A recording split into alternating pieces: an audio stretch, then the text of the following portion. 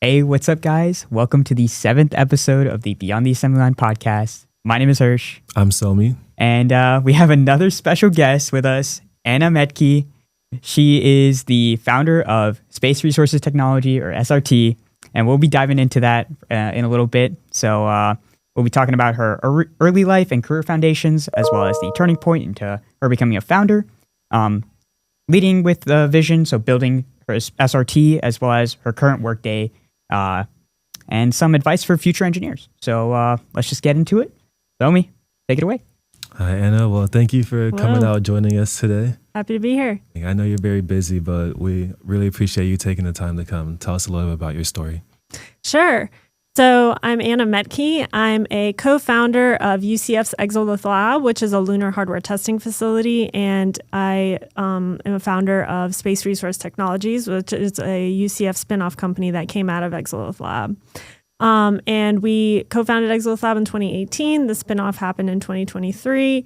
And, my journey starts with things like my parents immigrated here from Ukraine and Kazakhstan, and they had me. I was born in Oregon, and I became very excited about and interested about the mystery of space. So when I was younger, I decided to kind of dedicate my career to that, but I also had to work in retail to earn income to be able to pay for school, where I learned a lot of the business skills that I later used in my career. Wow.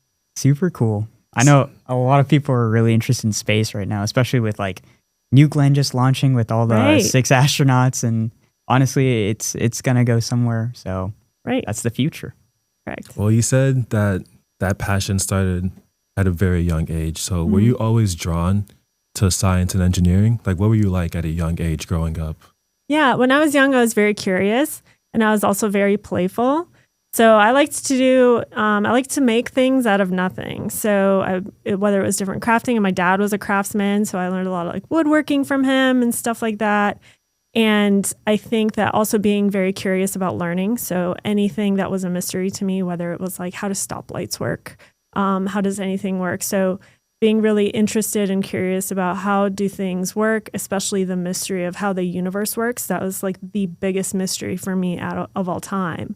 And that was just something that I thought about every night before I went to bed. So naturally, I wanted to explore that, in my adult life.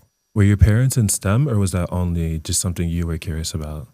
So my parents, as I mentioned before, they came from small towns from Slavic countries. So my dad, when they immigrated here, my dad worked as a carpenter. So he works and makes countertops, and my mom is actually a janitor. So even though they are have their own personalities, and they all, like my dad is also very much a craftsman, they were not necessarily interested in STEM. And also in the Slavic culture that I grew up in, it's very common for women to not pursue education and to focus on family and the household, which is something that I think can add a lot of value. But it's also, I was more curious and more adventurous than pursuing that type of life for myself. So that kind of influenced my decisions later on. Were there any individuals or any classes you took or experiences you had that kind of led you on your career path?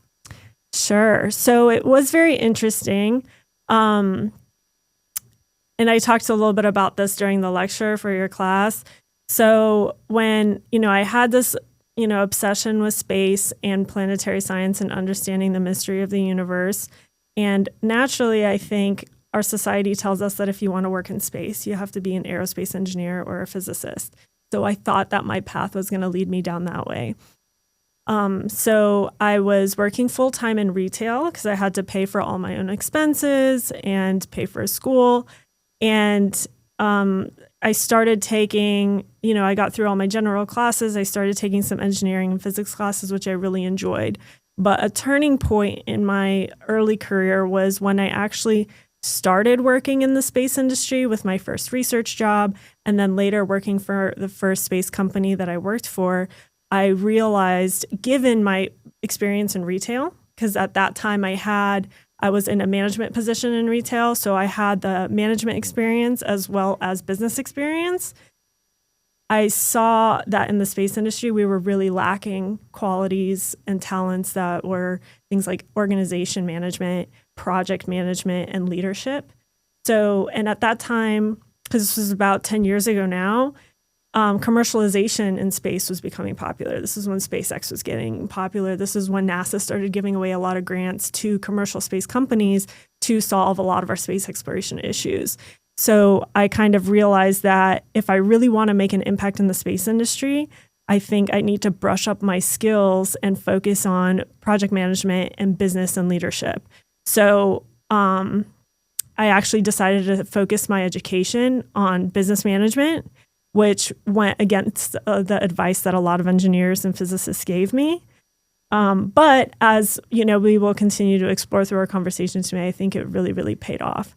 I was still very interested in physics, so I continued to take physics classes even though after I changed my major, and I continued to take math classes through DiffyQ because I think math is fun. But that's kind of, those were big turning points for me in my early education. So like, where was that moment when you were like, I'm going to do this and I'm going to launch something in the space industry? Right. So I kind of started off knowing that I wanted to work for an organization, and I knew at this point that I had natural talent in leadership and working with people, and I thought that I wanted to sharpen my business skills so I could help with somebody else's business or organization.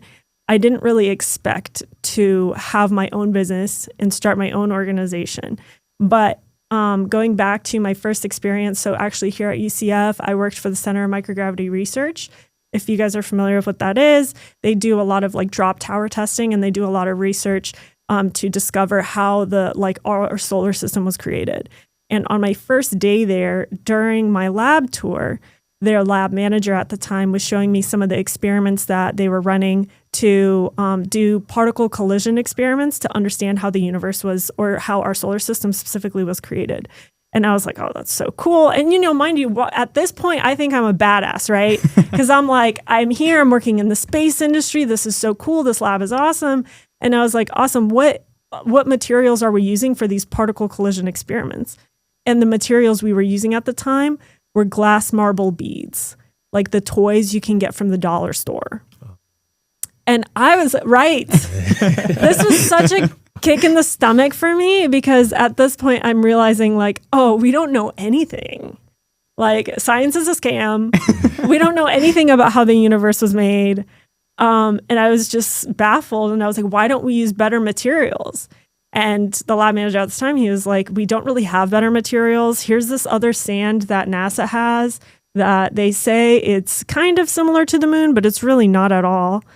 And in that moment, I'm thinking, well, if the solar system was all made from the same stuff, there's definitely materials here on Earth that can better replicate materials that are in space. So that was my light bulb moment of, this is the problem I need to solve for this industry, because not only is it going to help us understand how the solar system was formed, but what about all the stuff that we're sending into space that needs to be tested and prepared for space? How are we preparing those things? We're just making something and hoping it works. Like the more successful our missions that get to space become, the faster we can improve technology. So that was my big light bulb moment. And that's when I decided that's the solution that I want to give to our community. That's fair. Do you think like NASA for research, for also using like glass marbles and stuff to use like to test existing technologies like rovers? They were testing stuff like walnut shells. Oh, wow. So, you know what I mean? They were just like, I don't really know. Let's use our best guess. And then one of the simulants is what we call it, to simulate different regolith or dirt in space. And they also used, their main simulant at the time was a basaltic glass or a lava rock that came from a deposit in Arizona. And they mostly just kind of decided like, hey, this kind of looks like it in terms of it kind of behaves, has similar sticky like behavior, so we can probably use this. But it wasn't really a good representative. And if you can imagine, also the moon is very different from Mars, and it's very different from asteroids. Right. So you really need to focus on understanding the mineralogy of those places. And I will use this opportunity to also mention at that time, if you wanted to have access to those materials, like let's say one of the research labs at NASA grinded up a bunch of walnut shells and they had a deposit of it. And let's say you're a researcher at a university and you want to do some research with it, you kind of had to go through this really annoying process of, well, I'm going to submit this long application and I'm going to have to tell them what my research is about to justify why I need access to these walnuts. And then I'm going to have to pay to rent it. So as you can imagine, like anyone doing space hardware research or space like planetary science research, it becomes like this really like gate-kept process to be able to have access to these research materials. Wow, that is so different. You would have to rent the walnut shells. You don't even get to keep it. Right. Wow. So you said like your personal values were like, since you're so interested in space and like all that since the beginning, that aligned with your mission relatively well, would you say? Right. So I would say my mission from an early age kind of became this concept of I want to support humanity to become a multiplanetary species. I want this to happen within my lifetime. We already had boots on the moon, and I know that we're already living in space on the International Space Station. The next is living on moon longer term, and then eventually Mars, etc. And during my lifetime, I was realizing that this can be attainable if we support the system. And so I was like, well, I want to see this happen within my lifetime, so I'm going to do anything it takes. So of course, like this is the most relevant thing in my opinion to do within my lifetime to support my personal mission. Yeah. Very fair. Did you have any like fear or doubts when you were going into this then? Absolutely. So especially when I started focusing on what we can call space dirt or moon dirt, what we technically call as Regulus simulant, when I decided to really focus on this business and this project. So at this point, NASA had tried to provide simulants and it wasn't a profitable business by any means.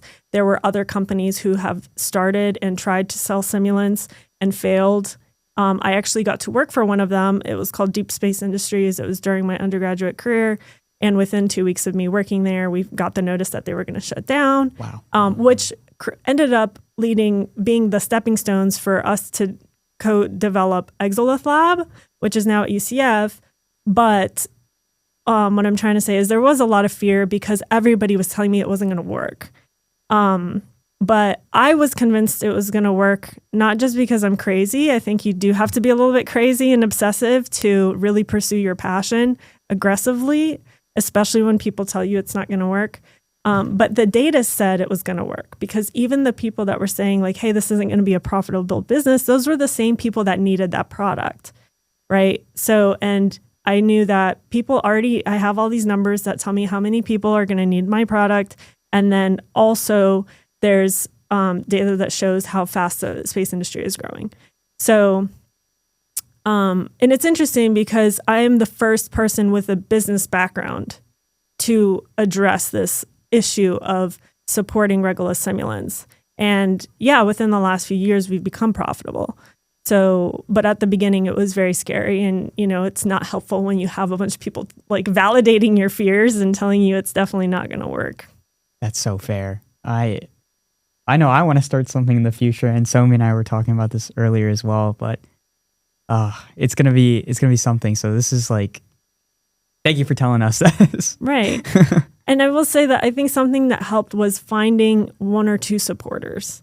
And if you find people who are less crazy than you are and who are willing to support you, it also gives you that validation that, okay, this is going to work. And it helps you in those moments of extreme fear of like, oof, maybe I should stop. Having somebody who's like, you're just scared right now. Just because you're scared right now doesn't mean you need to stop. I think having that kind of support was incredibly helpful as well. That's awesome. Can you tell me a little bit about the process from taking it from an idea to creating an actual business? Mm-hmm.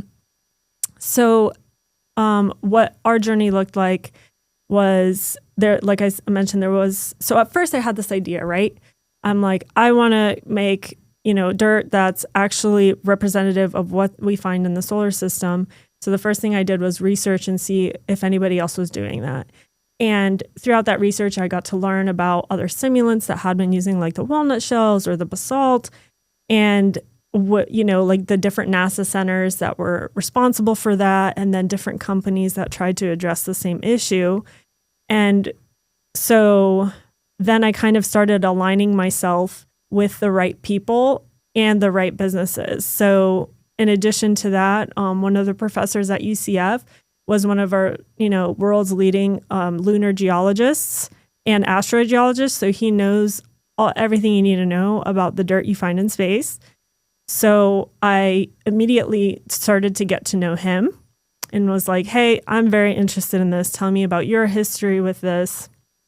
And then I was like, tell me about this company called Deep Space Industries. What do you know about them? And he was like, I'll be happy to make an introduction for you. So that's kind of how doing the research behind it and then kind of like pursuing it piece by piece was kind of how I got involved in it. And then once Deep Space Industries decided to close their project down, since it wasn't making money for them, they donated their assets to the University of Central Florida. And that's when me and Professor Dan Britt co-founded Exolith Lab.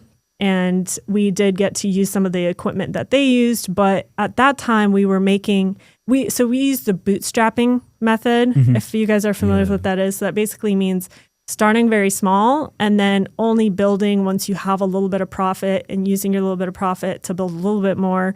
And you just kind of do that over time instead of, for example, getting a large sum of investment or using a large bank loan, for example, to start your business venture.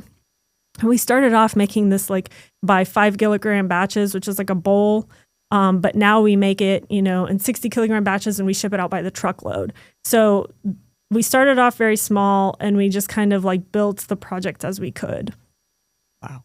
I think that's a major testimony to opportunities and how opportunities come at the most random times. Sometimes things just fall into place as long as you're relentlessly pursuing that passion.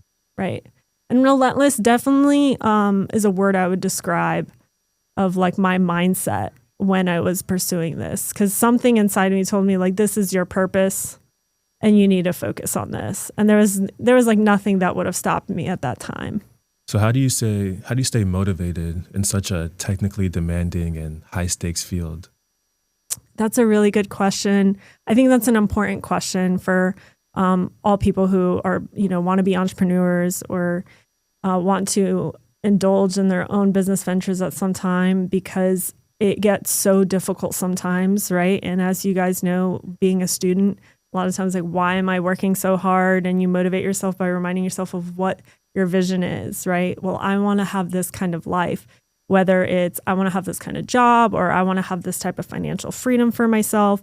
And for me, it's what kind of purpose do I want to, how do I want to live my purpose and what kind of impact do I want to see? And looking ahead at the vision and then also looking behind me at the progress and like a mixture of that. Because oftentimes when I feel really defeated or I feel like things are just going so hard, looking back at the success that we've already been able to have helps motivate me that if I just continue going, even if it's hard, it's gonna be great to be able to look back at all that reward as well. That's so fair. How did you get your product starting to like branch out like towards other companies? Because not many people are gonna trust the original like product, right? Yeah. So this is a really good question. We had the credibility of working with. So at that time too, what I would call it. So what I'll go ahead and list out an acronym and the definition for it that we can use later throughout the conversation. Sure. So in the space industry, there's like a sub niche industry called ISRU, and that stands for in situ resource utilization. So when we think about space, we often think about like rockets getting to space, or exploring other planets, like going to Saturn and exploring the rings of Saturn. But a huge and growing industry for us right now is the ISRU industry, which is basically space development. How do we use the materials that are already in space to develop a sustainable space ecosystem? So using the dirt or using the regolith on the lunar surface to grow plants on the moon, or to make concrete on the moon, to 3D print structures on the moon. So this is all ISRU. And this has become really popular over time. I'm going to ask you to repeat your question. Okay, yeah, it was like, how were you able to like distribute your product towards other companies as well? Right. So that industry was even more niche at that time. It was still growing. And what we did, we had the credibility of this is a good product and this is why. Right. Like we can put on paper, here's the data. This is what lunar geology looks like. This is what the simulant looks like. You can compare the chemical analysis and it's extremely similar. And in addition to that, the method we used to kind of market our product for the first time was what we called the drug dealer model at the time. And we gave everybody a free sample. So everybody that we knew in the industry were like, here's this, here's your sample, here's some asteroid simulant, you do asteroid research, do some research on this. And what happened was if you're a scientist and you have access to a research material, what do? Make a paper. You write a paper. So we had all of these publications start coming out using our product. And then if you're a researcher and you want to start doing research on this for the first time, the first thing you're going to do is you're going to look up publications and see what other people are doing. And there it goes. Our products are listed there. So over time, that helped us grow exponentially in terms of brand reputation. That is so smart. That's so cool, though. Yeah. Oh, it's man. Like the perfect way to build up credibility in such a niche industry. Right. And now we have over 300 publications using our products. So, yeah, it's really hard to compete with, too, which is good because it gives us like a market domain. Is there anything else that people, like the everyday person, doesn't really see, like behind the scenes of being in your industry? Yeah, I would love to see the general public be more involved in the space technology that we're actually making. The space technology that we have developed, like we know how to melt lunar regolith and extract metal from it and extract volatiles from it. So these problems we already have solutions to. We know how to 3D print on the lunar surface. At this point, we're just improving our technology and making it lighter so it's easier to launch and getting it space flight ready. Getting it manifested onto flights. But I wish people knew how close we are to like developing on the lunar surface and creating habitats on the lunar surface. Like I said before, this is happening within our lifetime, but especially like on the moon, this is going to be happening within the next decade or two. We're going to have long duration missions on the lunar surface. We're going to make not just like landing pads so we can easily access the lunar surface, but also like how we have the International Space Station. We're going to have like a research base on the moon. And it seems like science fiction when we talk about it, but because of who our clients are and everyone I talk to on a daily basis and how far I've seen their technology come over the last few years, like we're almost there. Like the technology's already there. We've proven that it works. Now we just need to optimize it for space. So I kind of wish that the general public got to see more of that because it's such a treat to be able to see like how far along we've come. I'm going to start doing my research. Yeah, definitely. Because I didn't know any of that. Right. And there's going to be a lot of like industrial engineering type problems that we're currently solving on the moon. Like, for example, if we're going to 3D print using lunar regolith, where does that process start? First, it starts with collecting the lunar regolith. How do we need to process it? Maybe we need to ball mill it. What's that assembly line going to look like? You know what I mean?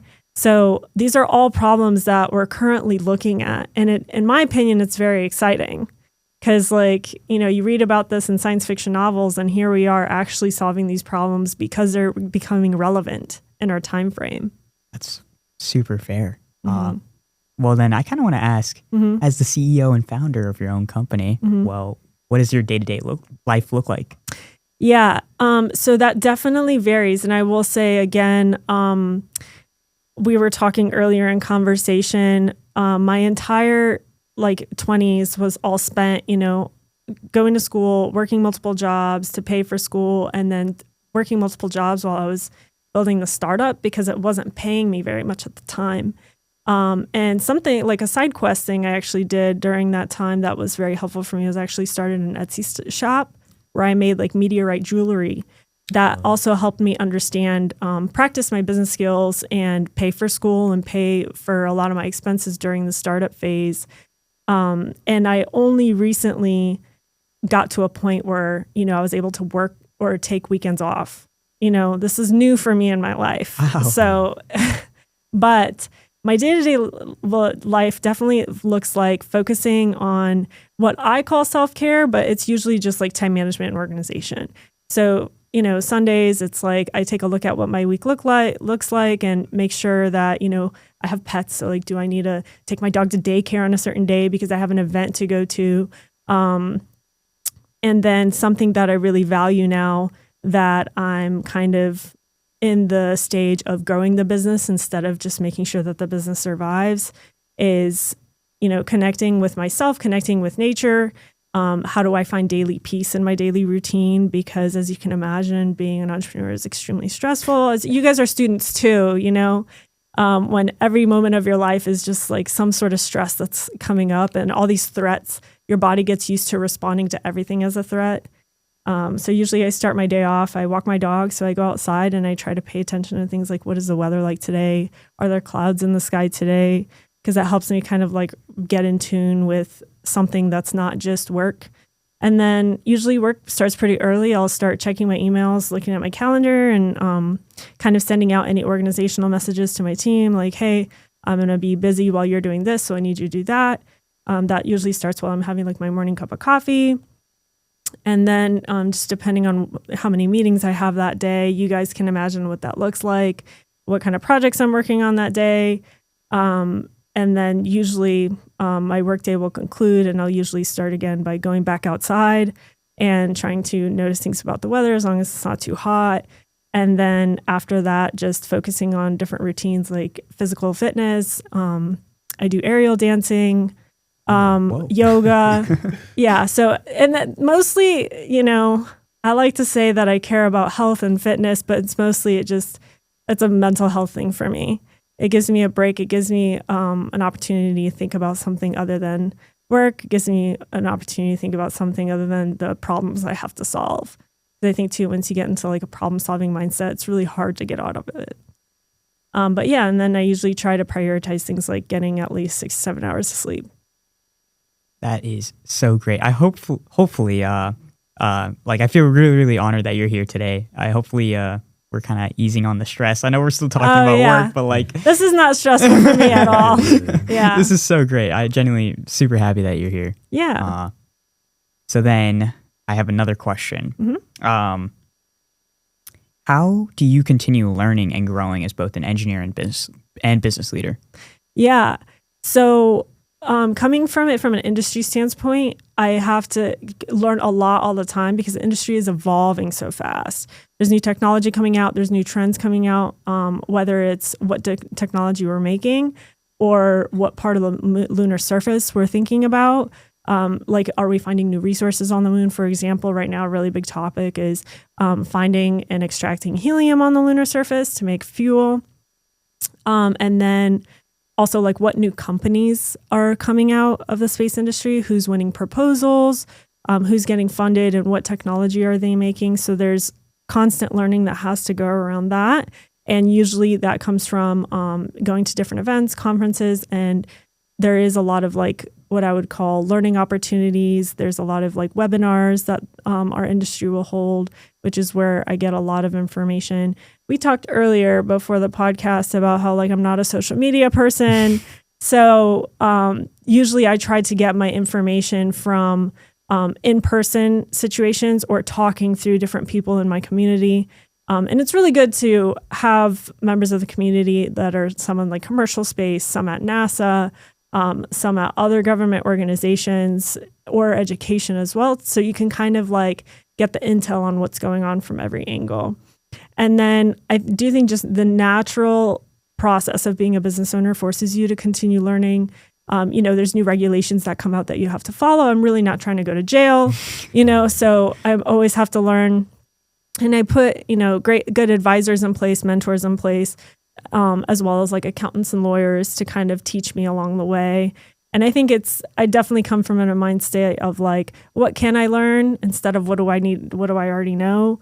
Because continuing to learn just helps me become a better leader for my team and helps me become a better business owner for my business as well. Super nice. That's awesome. I have two questions before we move on. The first is, when you started off, it was just you and the professor. So how big is your team now? Yeah. And how long did that take? Right. And this is a really good question. So me and Dr. Dan Britt, we co-founded Exolith Lab. So when we first started doing the simulants, we did it under UCF. We started that in 2018. We had a warehouse that was like the size of a garage, no air conditioning, no water fountain, one toilet for all of us to share. So we've lit like literally the grungiest startup vibes you can think of. That was us. And then, we hired a couple undergraduate students that were really excited. And as demand grew, the team continued to grow. In 2021, we moved into the facility where we're at now, which I invite you guys to come to. It's really awesome. It's huge. There's a lot of really amazing things going on there. And then by 2023, our team grew to 60 people. And that's not just people focusing on the dirt, because what happened was we expanded the facility to, out of approximation to the dirt, to our regular simulants, we decided to start designing and building testing facilities. So we have the world's largest indoor lunar simulated lunar surface at our facility. We have a rover wheel test rig at our facility. We started doing research projects like space botany, solar melting of lunar regolith, and all vermiculture, so growing worms in lunar regolith. So we started a vast, all these different research projects. And then, so in 2023, there was about 60 people. And then we spun off from UCF. So we separated from UCF. UCF asked us to separate and make a separate company. So that's when I founded Space Resource Technologies. And we left with only the regular simulant. So UCF kept the testing facilities, so like the big lunar sandbox, the rover wheel test rig, and all the research projects. And I was left with the regular simulant. So at that time, we separated, and right now my team is 7. There's 7 employees, and we have 4 interns. So, and what we focus on is just like the manufacturing and production and selling of the lunar simulants and the Martian simulants and asteroid. But yeah. Wow. That must have been really tough. Like you said, 75% of it was just gone. Wow. Well, yeah, it was very difficult. So, I call it the great divorce in my life. So probably the most painful, most heartbreaking event to go through. But, even though it was kind of hard to let go of so much of what I had been working on and, the people I was supporting, I knew that the right people were in place to kind of take care of it. So even though I don't really get to be involved anymore, it's still great. I think it's still awesome that those features are still there. And when I run into clients who are like, hey, I need to test, my lunar rover prototype, I'm like, I know exactly where you should go. And we still share the same facility, so I get to still interact with similar people. And so it's not too bad. And it was great to be able to separate. I don't know if you know anything about working for a university, but trying to do administrative processes, even as simple as procurement, buying one thing on Amazon when you were at UCF takes 5 weeks. Yeah. Now I need to buy something on Amazon. It's there the next day. So Okay. yeah. So there's a lot of reasons why it makes sense to run a business outside of a university. And I have one more question. Yeah. So you're the CEO. Mm-hmm. And what I hear a lot is once you're the CEO, once you're at the top of an organization, you should work on it, not in it. Right. And I heard you talking about growing the company now. So how do you go about separating yourself from being in it and being super technical to now helping scale it and grow it? Right. This is a really important question because it was really difficult, especially after the separation. I lost a lot of my best people. And I kind of had to rebuild my team. So I was in a position where I had to work in the company, and I was doing a lot of things. I was doing a lot of the bookkeeping. I was doing a lot of the manufacturing. I was packaging orders even, which is, when you are the business owner, definitely not part of your list of tasks. So I had to really learn and divide up like what is important for me to do and what can somebody else do. So we went through a whole year where we were looking at different applicants, and we were being really, really picky about who we brought onto the team because, one, it's really hard. It's like a mining process. Mm-hmm. It's really hard manufacturing. You have to be crazy to work for a startup, and it can be demanding work, but also the culture. I was very particular about what culture I wanted to manifest in my team, and I want people to live with purpose the same way I do. And I don't want to be bored when I go to work. So over time, it took us about a year, but we finally kind of got the right people in place. And that unfortunately also includes things like letting go of the people who aren't fitting in or aren't exemplifying the qualities that are important to have in this type of like high-paced job flow. But once I had the right team in place, and I also had to be really honest with myself about something I ask myself all the time is this something that I can do, or is this something that I need to do?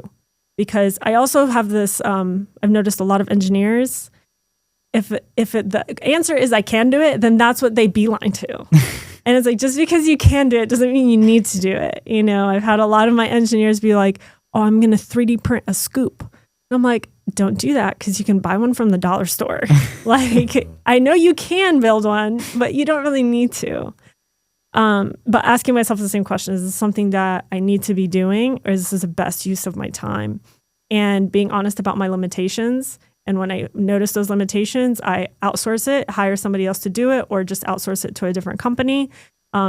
Because I really have to maximize what am I really good at and how do I build my business based on what I'm good at. So once I had a really good team in place, it alleviated a lot of my responsibilities that are not worth my time to work on. And that's helped give me the opportunity to say, okay, now how do I create a strategy around where I want my business to go and figure out what other pieces and what other resources do I need in place to get myself there? Does that answer your question? Yes. But I think people and support you can't work on your business instead of in your business if you don't have the right people. But you also have to be willing to like let go, because having the right people in place doesn't mean that they're going to do a perfect job. And I think as a business owner, it's really hard when you have this vision of you want something done a specific way. You also kind of have to be willing to let go of like, you trust your team and they might do it a little differently and it will get done. Even if it's not done exactly how you envisioned it to be done. Do you think there's potential for the interns to try and get on your actual engineering or like that side of the department? Like if they were super passionate or if they were like genuinely just working on some things, do you think that you would hire them full time? Yeah, so we have hired interns. So even before the separation, we hired a lot of our interns. I think one of my current full-time employees was a previous intern at Exolith Lab. And then we hired recently one of our last semester's interns to be a part-time manufacturing supervisor. Oh, super cool. Now, so she's actually supervising the new batch of interns.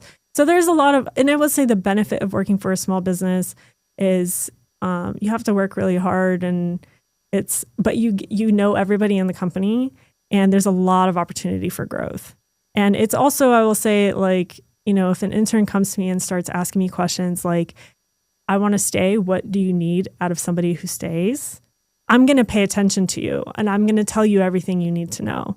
You know what I mean? Mm-hmm. So I think that a big benefit of working for a startup is you get a lot of that support. That's awesome. Mm-hmm. Do you have any more questions about the business? No. You want to move on to advice for future engineers? Right, so we'll get ready to close it out with just some advice for engineering students now and like people that want to be future leaders, business owners, things like that. Mm-hmm. So what advice would you give to a student that feels intimidated by their big ideas, like working in space or starting a company? Yeah. So it does take a lot of courage. And I think that when you look at your vision, your long-term vision can be really scary, but kind of breaking it up into steps.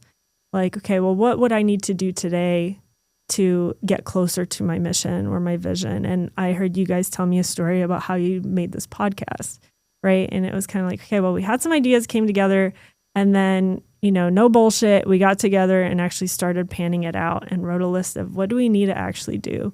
And I think once you have that list, it becomes a lot less intimidating. And the other aspect, as you're making the list, write a list of resources that you have. Who are your supporters? Who has resources that will help you? Like OUCF has a library where they have podcast equipment, for example. So I think that is definitely something to keep in mind, because it's such a normal process to be afraid. And I don't think fear is a bad thing, but I think oftentimes if you have a certain fear about something, it's probably something you should do. It's a sign that you should go and do that. Oh man, we were talking about this like after graduation, like what crazy plans we're gonna do. And one of the girls in our group goes, "Let's go skydiving, guys. Like, nice. Let's come to Tampa. Let's go skydiving." I'm like, I have a really big fear of heights. I don't think I can do that. Right. Now hearing this, maybe I should. Yeah, maybe I have a huge fear of heights. Like 2 steps up on a ladder, I'm shaking. But skydiving was a great experience. Oh my God, you went? Yeah. Okay. Yeah. Okay. I was like acting confident, like, yeah, let's do it. But I'm definitely very scared, but we will do it. Like 100%, we will do that. Awesome. Yes. You guys will have to send me an email, send me some pictures. Yeah. Definitely. My next question is, what's one mistake you made early on that taught you a lot? I think that something that I really had to learn was I'm somebody who really gets invested in people. And it's really hard for me to let go of people when it's time to let go, especially when you've seen them perform really well in the past. So I really had to identify that space for myself in terms of when is it time? What are my boundaries around when it's time to let someone go? And I think the mistakes of keeping somebody too long, because, the moment you take the wrong person out and put the right person in, it just changes the entire team. It's kind of like trying to make a car work without a tire. Everybody else is slowed down and everybody else is affected by what's going on. And like having the experience of, okay, it's not that bad to let somebody go. And in fact, seeing the benefit of what happens when you have the right people in place instead, it was just showed me very clearly that like, it's good. I think it's a great quality for me to have, to believe in people and to help people grow. But what are my boundaries and when is it time to let someone go? I think that was really important for me because it was a really hard lesson to learn, I think. Yeah, that's a really big lesson for sure. I guess we're not there yet, but yeah, I know in the future we're definitely gonna have to deal with that. It's hard. Yeah. It's hard. So I'm gonna start closing out everything. Mm-hmm. Where can listeners connect with you, or like if they want to learn more about SRT, where can they go to check this out? Sure. So you can go to our website, which is spaceresourcetech.com. You can email me, which you can probably put my email somewhere in the comments. And yeah, you can find us on LinkedIn, Instagram, I think Twitter as well. But yeah, you can connect with us anyway. And I encourage you to go online, buy some dirt and do something fun with it, whatever you want. Awesome. And I know that recently when you told us in class, you guys are going to have a robot building competition. Yeah, so we host at our facility, UCF hosts the annual Lunabotics Challenge, which is a NASA-run competition where teams, like about 45 teams from all over the U.S. come and they build a lunar rover that is designed to excavate and unload regolith. And that happens in our facility, and it's a really awesome event. It's happening next month after the semester is over, about mid-May. Awesome. So I definitely encourage you guys to come by, and it's something that you can watch live stream on YouTube. So I'll give you guys the link for that. Sure. But it's really cool to see also, again, like new technology that's being developed for building the moon. That's awesome. Thank you so much again for joining us. Thank you guys. Yeah. Super honored again. Awesome. Thank you. It's been great.